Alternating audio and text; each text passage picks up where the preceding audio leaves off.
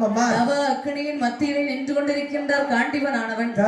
இந்திரன் வந்து சொல்கின்றார், ஏ தவசாலி, நீ எவ்வளவுதான் கஷ்டப்பட்டு பாடுபட்டு தவம் இருந்தாலும் வரவனுடைய தவசாலை முன்பிலே வர மாட்டார் என்னை சொல்கின்ற போது, காண்டிவன் என்னுடைய உடம்பிலே உயிர் இருக்கின்ற பரியந்தம் நான் ஈசன் தவத்தை விடுவதாக இல்லை என்று உறுதியாக சொல்கின்றார். வார்த்தையை காதலை கேட்டு அந்த போல் வடிவெடுத்தவர் இந்திரபூமான் தன்னுடைய சுயரூபத்தை காட்சிகளுக்கின்றார். தந்தையே என்று சொல்லி தெய்வேந்திரன் பாதத்திலே விழுந்து வணங்குகின்றார். அப்பா, இதற்காக என்னை இப்படி பரிசோதனை செய்து பார்த்தீர்கள்? ஆமாப்பா மகனே, நான் பரிசோதனை எதற்காக செய்தேன் தெரியுமா? இதற்கு அந்த ஆண்டவன் உன்னை சோதிக்கும் முன்பாக நான் உன்னை சோதித்து அதில் வெற்றி பெற்று விட்டார். நீ கண்டிப்பாக பாசுபதம் வாங்கிவிடலாம் அல்லவா? அதற்காகத்தான் சோதித்தேன் அப்பா. அதானே கொடுங்க. இப்படியாகவே நான் பரிசோதனை செய்து கொண்டதில் நீ கடை தேறிக் கொண்டாய். நான் புதுசாக வந்து நம்ம பழகுதான். அதனால கண்டிப்பாக பரமனுடைய தவசாலை முன்பில் வருவார். உனக்கு பாசுபத அஸ்திரம் கொடுப்பார் மகனே. வெற்றியுடன் திரும்பி வா. பாசுபத அஸ்திரம் வாங்கி என்னை கண்டனை திரும்பி செல்லு என்று இந்திரபுமான் விடை கொடுத்து செல்கின்றார். மறுபடியும் தன்னுடைய தவத்தை மேற்கொண்டு கொண்டிருக்கின்றார். அப்படி இருக்கின்ற போது இது உலகம் முழுவதும் தெரிந்து விட்டது. அறிந்தார் நாரதமா முனிவரானவர்.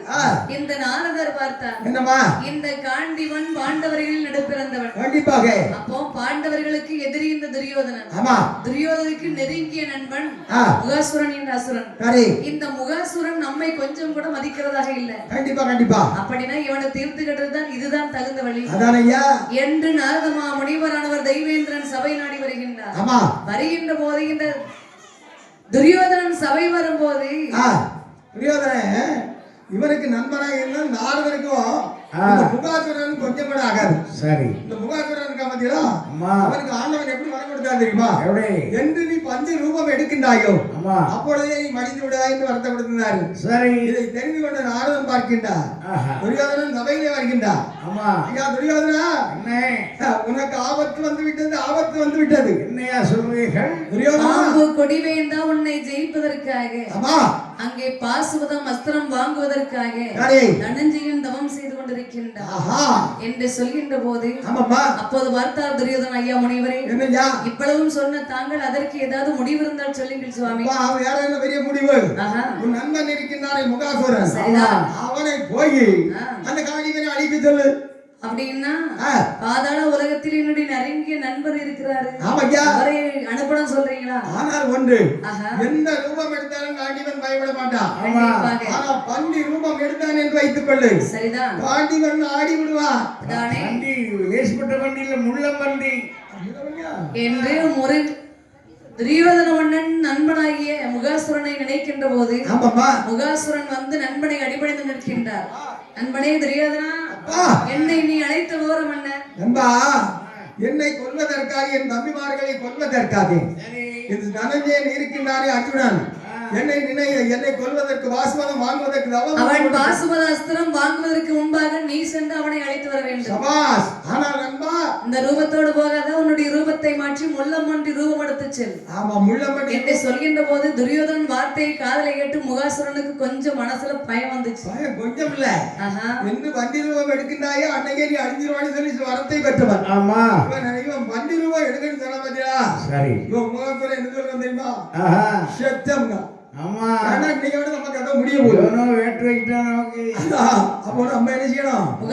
தன்னுடைய ரூபத்தை மாற்றி அங்கே காண்டிவன் தவசாலை அருகாக ஒரு மலை குகை இருக்கிறது. மலை குகைக்குள்ளே மறைந்திருந்தார். தக்க தருணம் வருகின்ற போது தனஞ்சயனை அழைத்து விட வேண்டும் என்று இவன் மறைந்திருக்கின்றார். அப்படி இருக்கும் போது பார்வதா தேவி தோழியர்களோடு அப்படியே அவனை நந்தவனத்தை சுற்றி பார்த்து கொண்டு வருகின்றார். அப்படி சுற்றி பார்த்து மலர்களை கொய்து கொண்டு வருகின்ற போது நவசக்திகளிடத்துல பேசுகின்றார். எடி தோழியர்களே, இதோ பாருங்க, ஒரு பக்தன் எவ்வளவு அருமை பெருமையா தவம் செய்யறாரு. இப்படி ஒரு தவத்தை இதுவரையில் பார்த்தது இல்லையே. இந்த பக்தனுடைய தவசாலை பாருங்க, எவ்வளவு தவ அக்னி மத்தியில் ஒவ்வொரு பக்தனுடைய தவத்தின் பெருமையை பார்த்து கொண்டு வருகின்ற போது காண்டிவனின் தவசாலை வந்து சேர்கின்றார். பார்த்தால் நவசக்திகள், அம்மா பார்வதி அம்மா, இங்க பாருங்கம்மா, ஒரு பக்தன் தவ அக்னியின் மத்தியில நின்று தவம் செய்துட்டு இருக்கிறாரு. பரமன் இதை பார்த்தும் பாரபகமாக தெய்வமாக இருக்கிறார் பாருங்கள் அம்மா. அதானே என்னன்னு தெரியலையே. அப்ப உடனே அவருக்கு தெரிவிக்க வேண்டாமா? ஆமா, அவருக்கு போய் சொல்லிட வேண்டியதா என்று பார்வதா தேவி ஓடோடி வரவனிடத்தில் வந்து சொல்கின்றார். பார்வதி, தவத்தின் மக்கள் இன்று பவம் செய்து கொண்டிருக்கின்றார் என்று சொல்கின்றாயே, அது யார் தெரியுமா? உன் அண்ணன் கண்ணனுடைய மைத்துனன் காண்டிவன். அவன் காண்டிவன் தவத்தின் பெருமையை கண்டு நீ என்னிடத்தில் வந்து வரம் கொடுக்காம இருக்கீங்கன்னு கேட்கிறியே. ஆனா அவனுடைய தவத்தின் மகிமையை கண்ட உனக்கு அவனுக்கு பக்கத்திலே ஆபத்து இருக்கிறது உனக்கு தெரியாம போயிட்டு பாத்தியா? எனக்கு தெரியாதையா என்ன ஆபத்து இருக்கிறது? முகாசுர அசுரன் அவனை அழிப்பதற்கு மலைக்கு வீட்டிலே வரைந்திருக்கின்றான். அப்படியானால் அவனை சும்மா விடலாமா? இதே சமயமே சென்று முகாசுர அசுரனை அழிக்க வேண்டும், பக்தனாகி காண்டிவனை நாம் காப்பாற்றியாக வேண்டும். கண்டிப்பா கண்டிப்பா. அப்படின்னா நம்ம இப்படியே போக முடியுமா? முடியாது. நாம ஒரு வேடுவரால் ரூபம் கொண்டு போக வேண்டும். அப்படி ஆகட்டும் ஐயா என்று பரமன் பார்வதா தேவி அவர்கள் 2 பேர்களுமாகவே சேர்ந்து 4 வேதங்களை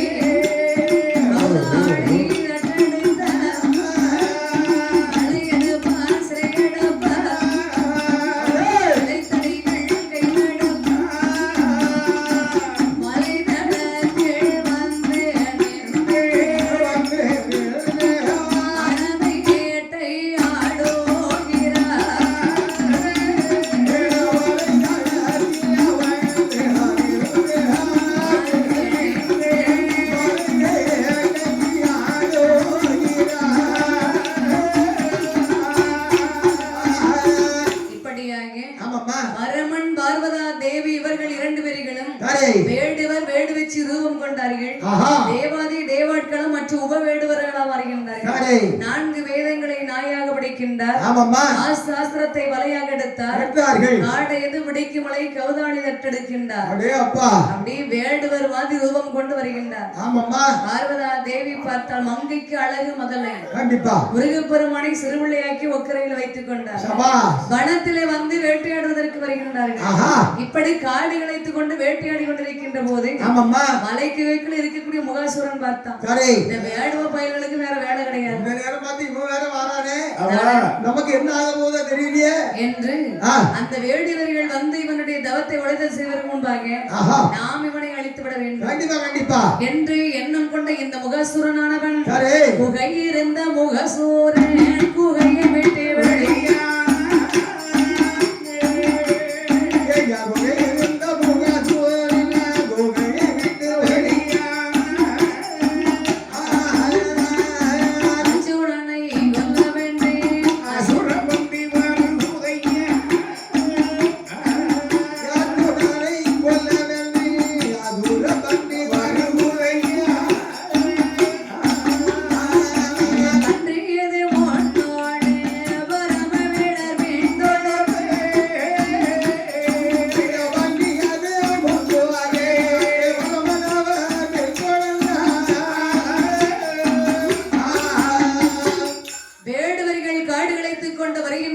பார்த்தார் குகைக்குள்ள இருக்கக்கூடிய முகாசுரன் குகையை விட்டு வெளியே ஓடி வருகின்றார்.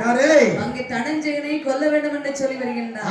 இதை பார்த்தால் பார்வதி சுவாமி இதோ பாருங்கள் பன்றி ஓடுகின்றது, பக்தனை காப்பாற்றுங்கள், பாருங்கள் பன்றி ஓடுகின்றது பாருங்கள் என்று சொல்லும் போது பார்த்தார் பரமக்கடவுளானவர் கையில் பிடித்த வெள்ளை எடுத்து அஸ்திரத்தை தொடுத்து விட்டார். அஸ்திரம் தொடுக்கும் போது இவங்க ஓடுற சத்தத்தை காதலை கேட்டார். அங்கே தனஞ்சயனானவன் ஏறிட்டு பார்க்கும் போது பன்றி வேகமாக ஓடி வருகின்றது. இந்த வேடுவ பயல்களுக்கு வேற வேலை கிடையாது. நம்ம தவம் செய்யற இடத்துல வந்து வேட்டையாடிட்டு இருக்காங்க. பன்றி நம்ம இருக்கிற இடம் நாடி ஓடி வருகின்றது. காண்டிவை வெல்வளைத்து அஸ்திரம் தொடுத்து விட்டார். பரமன் தொடுத்த வில்லானது பன்றியின் பின்புறம் பட்டு முன்புறம் ஓடி செல்கின்றது. காண்டிவன் தொடுத்த அஸ்திரமானது பன்றியின் முன்புறம் பட்டு பின்புறம் ஓடி செல்கின்றது. அஸ்திரம் 2 துவாரம் உண்டு. இப்படியாகவே பன்றி அந்த இடத்திலே கீழே விழுந்து மரணமாகின்றது. பார்த்தார் இங்கே பார்த்திபனானவன், அடே வேடுவ பயல்களே, இந்த பன்றிக்கு தானே இவ்வளவு அகோர சத்தம் போட்டு ஓடிக்கின்றீங்க, என்னுடைய தவத்தை உழைப்பதற்கெல்லாம் வந்து விட்டீங்க. நீங்க இப்ப நான் பன்றியை நான் வெட்டி போட்டிருக்கிறேன், நீங்க எடுத்து போய் சாப்பிடுங்க. பன்றியை நீ அடிச்சியா? ஆமா. அடே பன்றியை கொண்டது நானடா. பன்றி கொண்டது நான் தானடா. இல்லடா நான் தானே கொண்டேன். சாமி தான் கொண்டாரு. நான் தான் பன்றியை கொண்டேன். நாங்க தான் கொண்டோம். பின்னால பின்னால அடிச்சுக்கமா தோர்த்த கோபம் தாங்க முடியாது. இந்த வேடுவ வயல்கள் என்ன வார்த்தை பேசுறாங்க? அதானய்யா. காண்டிவை வில் வளைத்தான் அஸ்திரத்தை தொடுத்து விட்டு. அப்போ காண்டிவை வில் தொடுத்த இந்த அஸ்திரமானது பரமனுடைய உச்சியில இருக்கக்கூடிய பீலி முடியை கிடைக்கலைன்றது. பார்த்தார் பரமன். நம்முடைய தலைக்கு குறி வச்சதும் சரி, தலைக்கு மேல இருக்கக்கூடிய அந்த பீலி முடி விழுந்ததும் சரி, இவனு சும்மா விட கூடாது. சற்று விளையாடித்தான் பார்க்க வேண்டுமே என்று அஸ்திரம் பிரேமுக அஸ்திரத்தை தொடுத்து விடுகின்றார். அப்படி விடுகின்ற போது இங்கே காண்டிவனானவன் பார்த்தான், இந்த அஸ்திரத்தை தொடுத்து விடுகிறான் அல்லவா. காண்டிவை வில் வளைத்தவன் அமர்க்கின்ற போது பகவான் தொடுத்த அஸ்திரமானது காண்டிவன் வில் நாணை அறுத்தது. நான் அறுபட்டதும் வில்லானது நிமிர்ந்தது. இந்த வேடுவ பையன் நம்முடைய வில்லானை அறுத்து விட்டானே என்று இந்த காண்டிவனானவன் தலை மாற்றி வில்ல பிடித்து தலையில ஒற்றை அடி பரமனுடைய தலையில விழுகின்ற அதிகானது அங்கே பார்வதியின் சிரசில விழுகின்றது. பார்வதி இடுப்பில் இருக்கக்கூடிய முருகப்பெருமான் தலையில அடி விழுகின்றது. இந்த காண்டிவன் தலையில அடி விழுகின்றது. பரமனுக்கு கோபம் வந்தது. அடே என்ன நீ அடிக்கிறா அப்படின்னு சொன்னாரு. கால் எடுத்து அப்படி ஒரு ஏம்பு விடுகிறா. காண்டிவன் அப்படி ஏம்பு விட்ட போது ஆதாயத்தில் போய் கொண்டிருக்கிறார். போகும் போது அப்படி அந்தர மார்க்கமா போவோம், அப்படி தலை குடைந்த வண்ணமாக செல்கின்றார். ஏன்னா புறமுதுகு காட்டக்கூடாது. நம்ம எதிரே கண்டிப்பா செத்தால் புறமுதுகு காட்டக்கூடாது இல்லையா? அவ வேலை வரும்போது அம்மா பார்வது பாக்குறாங்க. காண்டிவனுக்கு மீன் மச்சம் இருக்குன்னு சொல்லுவாங்க. மச்சம் எங்க இருக்குன்னு அம்மா எட்டி பாக்காங்க.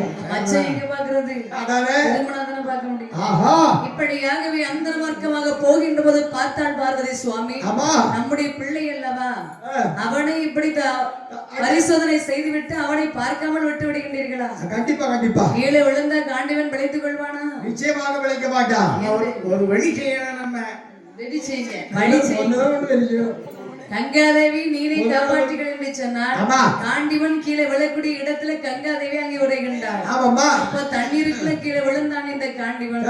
தண்ணீர்ல விழுந்து திரும்பி பார்க்கிறதான் சுற்று சூழ இருக்கக்கூடிய வேடுவர்கள் ஒருவரையும் காணவில்லை. அரவனும் பார்வதியும் காண்டிவனை பரிசோதனை செய்துவிட்டு கைலாய மலை போனார். கைலாய மலை அவங்க போனதுதான் இந்த பார்த்திபன் மனசுல தோணுகின்றது. அப்படின்னா இவ்வளவு நேரம் நம்மட வாக்குவாதம் பண்ணது, நம்மிடத்துல வேட்டையாடினது, எதிர்த்து நின்று யாராக இருக்கலாம்? ஐயோ இது யார் என்று தெரியவில்லையே. இவ்வளவு காலம் பரமனை நாடிதானே நான் தவம் செய்திருந்தோம். அப்படி அவர்கள் வந்து விட்டாரோ அதானே என்று இவருக்கு மனதுக்குள் ஒரு பதைப்பு வந்தது. இறைவன் வந்திருக்கிறார் என்று, இறைவா நான் செய்த தவறை எல்லாம் நீங்களே மன்னித்துக் கொள்ள வேண்டும் ஐயனே என்று பகவானை நாடி அழுது புலம்புகின்றான். பகவான் அழுது புலம்புகின்ற போது பார்வதா தேவி சொல்கின்றார், சுவாமி பக்தனை பரிசோதனை செய்துவிட்டு இப்படி பேசாமல் வந்து விட்டீர்களே, அதோ இவன் அழுது புலம்புகின்றான். அதனால நாம் கட்டாயமாக அவனுடைய தவசாலை முன்பில் போக வேண்டும். அப்படி ஆகட்டும் பார்வதி என்று சொல்ல பரமனும் பார்வதியும் இந்த காண்டிவன் முன்பிலே வந்து காட்சி அளிக்கின்றார்கள். காண்டிவனுக்கு சந்தோஷம் தாங்க முடியாது. ஆடினான் பாடினான் ஆனந்த கூத்தாடினான். பரமனும் பிரம்மாவும் மகாவிஷ்ணுவும் காணாத அடிமுடியை இந்த அடியேன் கண்டு கொண்டு விட்டேனே. கண்டிப்பா இருந்தாலும் இதற்கு மனதிலே கவலை. வில்லை கொண்டு தலையில அடித்து விட்டோமே, இந்த வில்லை முடித்து விடட்டா. உங்களை என்ன வார்த்தையெல்லாம் பேசிக் கொண்டிருந்தேன், பேசி அந்த நாக்கை நான் இழுத்து அறுத்து விடட்டா. கவலைப்படாதே நீ அடித்த அடியெல்லாம் நான் ஆபரண மாலையாக ஏற்றுக்கொண்டேன், வில்வ அர்ச்சனையாகவே ஏற்றுக்கொண்டேன். நீ பேசக்கூடிய வார்த்தைகளை நான் தேவாரமாக ஏற்றுக்கொண்டேன். கண்டிப்பா உன்னுடைய தவத்தின் மகிமை கண்டு உன்னை பரிசோதனை செய்வதற்காக வந்தேன். நான் பரிசோதனை செய்து பார்த்ததில் நீ கடை தேறிக் கொண்டாய். கண்டிப்பா உனக்கு என்ன வரம் வேண்டும் கேள் தருகின்றேன். கண்டிப்பாக நீ கேட்ட பிரகாரம் உனக்கு தந்தேன். எந்த நேரத்தில் உனக்கு பாசுபதம் தேவைப்படுகிறதோ அந்த நேரத்தில் உன்னுடைய அமராவதியை கை வைக்கின்ற போது கட்டாயமாக நீ கேட்கக்கூடிய அஸ்திரம் கிடைக்கும் என்று சொல்லி பகவான் வரமளித்து கைலாய மலை போய் சேர்ந்தார். பகவானிடத்தில் பாசுபத அஸ்திரம் வாங்கிக் கொண்டு இவன் நின்று கொண்டிருக்கின்ற போது தேவலோகத்திலிருந்து தேவ ரவம் வருகின்றது. அதிலே அமர் அமர்ந்து தேவலோகம் போய் செல்கின்றார். சரி. அங்கே தெய்வேந்திர மன்னன் மகனுக்கு செல்கின்ற மகனே, காளகை நிவாத கவசர்கள் 3,60,000 அதம் செய்து வர வேண்டும் என்று சொல்ல இவர் அதம் செய்து வருகின்றார். அப்போது இந்த தேவ சபைகளை இவரை அமர வைத்து கிரீடம் பிரகாசம் பொருந்திய கிரீடத்தை சிரசிலே வைத்து கிரீடி என்ற பட்டத்தை சுமத்துகின்றார்கள். இப்படி அன்று கிரீடி பட்டம் வாங்கி கொண்டு அன்றைய தினம் அங்கே தருகின்ற போது ஊர்வசியானவள் வந்து கதவை தாழ்ந்தட்ட கதவை தாழ்ந்திருந்து பார்த்ததும் இந்த பார்த்திபன் தாயே வணக்கம் என்று சொல்லி வணங்குகின்றார். இந்த ஊர்வசிக்கு ஆத்திரம் வந்தது. நான் கதவை திறக்க சொன்னால் தாயே என்று சொல்லுகிறாயே. ஒரு அர்த்த ராத்திரி வேளையிலே ஒரு ஆடவன் இடத்திற்கு ஒரு பெண்ணாகப்பட்டவள் வந்தாலே ஆனால் அவள் என்ன எண்ணத்தோடு வந்திருப்பாள். இது தெரியாதவனா அடே, நான் வந்து பெண் என்று தெரியாமல் தாய் என்று சொல்லி வணங்கி என்னுடைய எண்ணத்தை நீ பாழ்படுத்தி விடுகிறாள். நீ ஆணும் பெண்ணும் இல்லாத அழியாக போக கிடப்பது என்று சாபத்தை கொடுத்தார். அந்த நிமிடமே அவனுக்கு உருவம் மாறுகின்றது. அறையை விட்டு வெளியேனா எல்லாரும் பார்த்து நகைப்பார்கள் என்று சொல்லி இந்த காண்டிவன் அறைக்குள்ளே இருக்கின்றான். பார்த்தார் தெய்வேந்திர மன்னன் நம்முடைய பிள்ளை இன்னும் எழுந்திருந்து வரவில்லை என்று பார்க்கும் போது காண்டிவனுக்கு ஊர்வசி கொடுத்த சாபம் அளித்திருந்தது. பார்த்தாராம் தந்தையே, இதுதான் நடந்தது என்று நடந்த வகை அத்தனையும் சொல்ல ஊர்வசி அழைத்து சொல்கின்றார். பெண்ணை ஊர்வசி, என் மகனுக்கு நீ கொடுத்த சாபத்தை விமோசனம் செய்து வை. அப்படி ஆகட்டும் ஐயா. சுவாமி, நான் கொடுத்த சாபத்தை விமோசனமா கிடையாது. இவனுக்கு எப்பொழுது இந்த உருவம் வேண்டும் என்று நினைக்கின்றானோ அப்போது அவனுக்கு இந்த உருவம் கிட்டும் வந்துடும். வந்து ஒரு வருடமாக பற்றிக் கொள்ளும். ஒரு வருடம் அவனிடத்தில் இருந்து விட்டு ஒரு வருடம் கழிந்த பிறகு இந்த உருவம் அவனை விட்டு மாறிவிடும். ஊர்வசி சாபத்தை தீர்த்தான். இப்படியாகவே தெய்வேந்திர மன்னனிடமிருந்து விடைபெற்று தந்தையை நான் இதே சமயமே சென்று வருகிறேன் என்று சொல்லி இந்த பாசுவத அஸ்திரத்தை வாங்கிக் கொண்டு இந்த பார்த்திபனாக கூடியவன் காமிய வனமதிலே